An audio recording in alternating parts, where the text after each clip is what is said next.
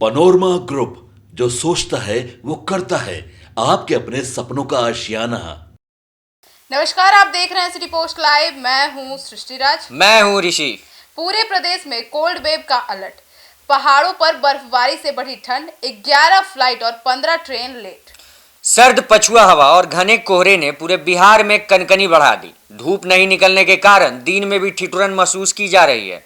पिछले एक हफ्ते से राज्य में कोल्ड डे की स्थिति बनी हुई है। प्रदेश के कई जिलों का तापमान 9 से 10 डिग्री सेल्सियस के आसपास बना हुआ है। तो वहीं अब सवाल उठता है कि मौसम विभाग ने ठंड को लेकर क्या भविष्यवाणी की है। तो आपको बता दें, मौसम विभाग केंद्र ने आज पूरे बिहार में कोल्ड वेव और घने कोहरे का ऑरेंज अलर्ट जारी किया है। तो आपको बता दें, मौसम विज्ञान केंद्र ने आज पूरे बिहार में कोल्ड वेव और घने कोहरे का अलर्ट जारी किया है। इससे कनकनी और बढ़ने की संभावना है और 25 से 29 दिसंबर तक कई जिलों में शीतलहर की स्थिति बनती सकती है और 30 दिसंबर से ठंड और शीतलहर से हल्की राहत मिलने की उम्मीद बताई जा रही है। बीते 24 घंटे के दौरान प्रदेश का न्यूनतम तापमान 9.4 डिग्री सेल्सियस रहा और पटना का न्यूनतम तापमान गिरकर 11 डिग्री सेल्सियस पहुंच गया। गया जी समेत कई जिले कोहरे से डूब रहे हैं। सबसे कम 50 मीटर गया जी में विजिबिलिटी दर्ज की गई है और अगले 4 से 5 दिनों तक तापमान ऐसा ही रहने की संभावना जताई जा रही है। सवाल इस प्रचंड ठंड की वजह मौसम विज्ञान केंद्र क्या बता रहा है। मौसम वैज्ञानिकों का कहना है कि उत्तर भारत में सक्रिय पश्चिमी विक्षोभ और पहाड़ी इलाकों में हो रही बर्फबारी का सीधा असर बिहार पर पड़ रहा है। जब तक हवा की दिशा में बदलाव नहीं होगा तब तक ठंड और कोहरे से राहत मिलना मुश्किल है। मौसम विभाग ने अनुमान जताया है कि 29 दिसंबर तक ठंड से राहत मिलने की संभावना कम है। इस दौरान शीत दिवस की स्थिति बनी रह सकती है। साथ ही घना कोहरा घने की संभावना है। न्यूनतम और अधिकतम तापमान दोनों सामान्य से नीचे रह सकते हैं। मौसम विभाग के अनुसार अगले 4 से 5 दिनों में राज्य के बाकी हिस्सों में भी कई जगहों पर मध्यम से घना कोहरा देखने को मिल सकता है। खासकर सुबह के समय दृश्यता बेहद कम रहने की आशंका है।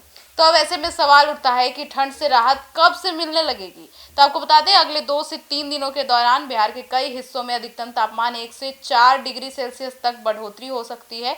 हालांकि तापमान ये बढ़ोतरी लोगों को ठंड से पूरी तरह राहत नहीं दे पाएगी, क्योंकि न्यूनतम तापमान में खास बदलाव के संकेत नहीं है।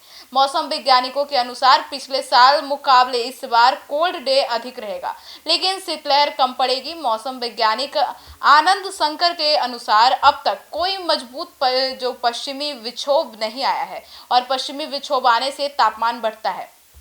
इसके बाद तेजी से ठंड भी बढ़ती है। इसके शीतलहर चलती है, लेकिन इस साल कुहासा और बादल छाए हुए हैं। धूप नहीं निकलने से अधिकतम तापमान बहुत कम हो जाता है। सवाल लेट चल रही एक्सप्रेस ट्रेनें, हवाई उड़ानों भी बाधित हैं।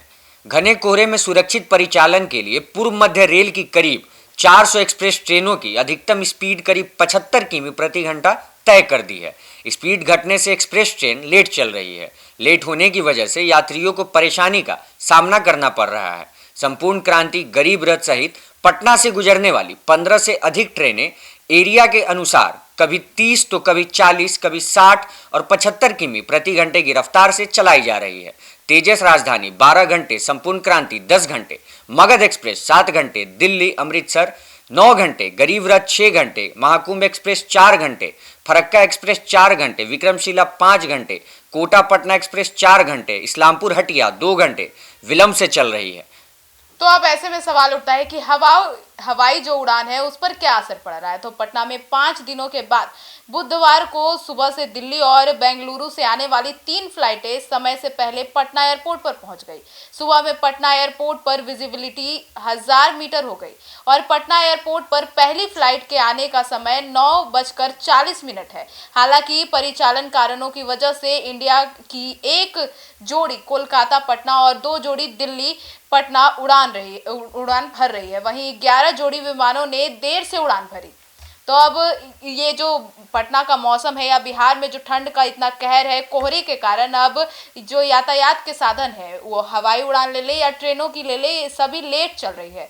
तो ऐसे में अब देखना होगा कि ठंड से कब तक राहत मिलती है। हालांकि मौसम विशेषज्ञों के अनुसार अगले 5 दिनों में मौसम से राहत मिल सकती है। तो फिलहाल सतर्क रहें, सुरक्षित रहें और स्वस्थ रहें।